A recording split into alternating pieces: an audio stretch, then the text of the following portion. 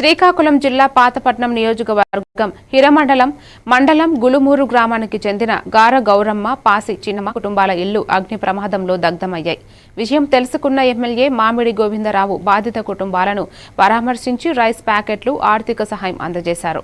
అలాగే సంబంధిత అధికారులతో మాట్లాడి నూతన ఇల్లు మంజూరు చేయాలని ఆదేశిస్తూ బాధిత కుటుంబాలకు అన్ని విధాలుగా సహాయంగా ఉంటామని హామీ ఇచ్చారు. ఈ కార్యక్రమంలో తహసీల్దార్తో పాటు మండల నాయకులు, గ్రామస్తులు పాల్గొన్నారు.